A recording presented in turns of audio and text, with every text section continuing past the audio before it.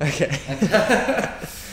Now I've got a question. How did you get to Second Story Studios? I came to be here through funny story, actually. I've been filming for Tash Sultana for the last 6 months, and it started off as a hobby, and I got to know her family, and I got to know her management, and one of the things I was missing was a car. I didn't have a car, so I couldn't get around, and being someone who goes around to film different gigs in different locations, and it's like you need to be able to get around pretty fast. So I was at Tash's house and I was having dinner with her old man, and I said to him, I need a car. I need to try and figure out how to get myself a car. And he's like, well, funnily enough, I just saw on my Facebook recently that there's 2 guys in a studio in Collingwood who are trying to start up a festival, and they need someone to come in to film for about a month. Stay in the studio and just film them trying to set this thing up. As soon as I heard about it, got in contact with them. I got their number off Anthony, Tash's dad, and yeah, gave them a call and came in. As soon as I walked in and saw the spot, I was just like, this place is amazing. Like there's so much that could be happening here, and so much that is happening here. And in the month that I was here, I pretty much just didn't put my camera down the whole time. Nice. About a week into like a week before I actually came here, coffee spilt on my camera and completely fucked it up. So I had to take it into camera clinic, and I had a friend working there at the time, and the loan unit was a 1D Mark IV. So I'm like, okay, I'll take my 60D in to get repaired, and I'll loan a 1D Mark IV. They ended up taking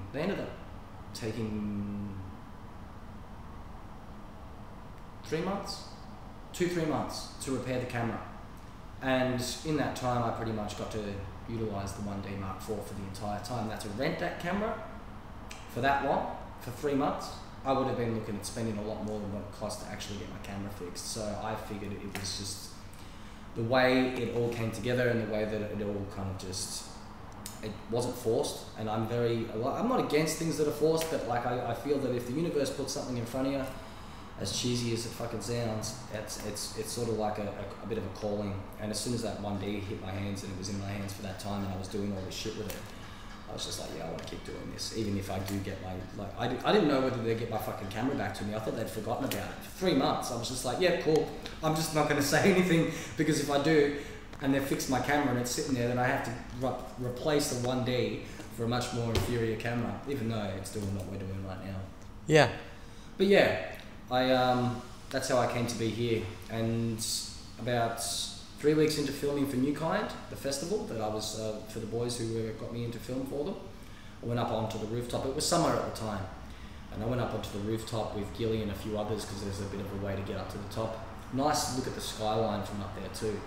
And I had a bit of a chat to Gilly in regards to why I love doing this, and he was keen to keep me on after I'd finished up with the boys, and just continue to document what goes on in the walls here. It's fucking incredible.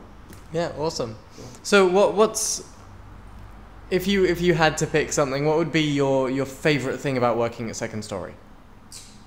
Oh.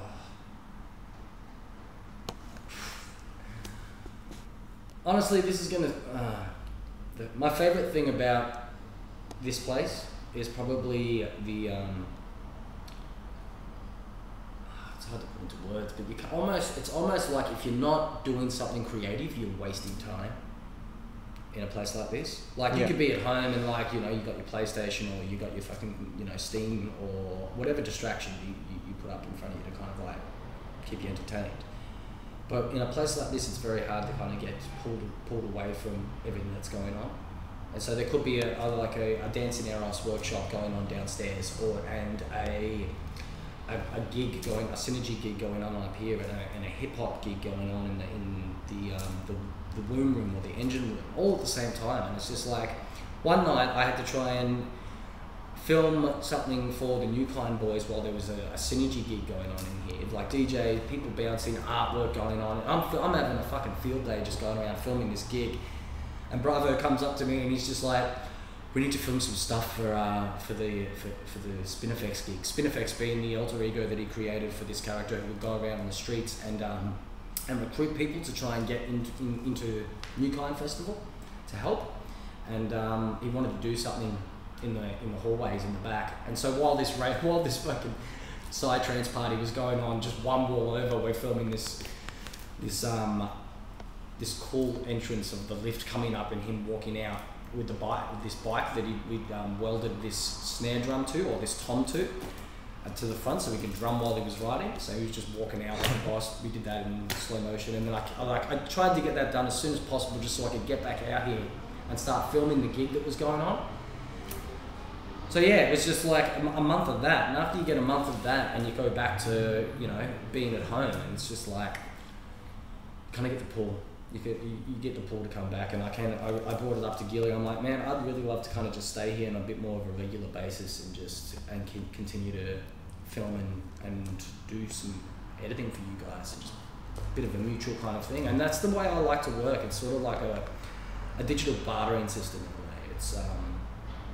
It's not the best to maintain yourself financially, I can assure you of that. I fucking struggle big time, and that's my own fault. I know that I could probably bounce back from that if I really applied myself a lot more, or I really actually tried to, like, you know, insist that my skills or my craft is worth a certain amount of money that would help me get by and continue to do this.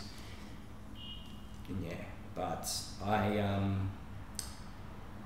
at the moment, like, I don't think I can afford to keep doing it just for like one favour for the other, but it feels the most rewarding when you do what you love. It feels the most rewarding when you don't feel like you have to put a price tag to it. It's like someone sees their worth and they offer something that they have and only they can give you in exchange. And it's just like, money is like, anybody can give you fucking money, but a service in exchange for another service, especially when they can be combined, it creates something else. I think that's important. Awesome. Thank you. I think that's a good interview. Yeah. Nice. Great.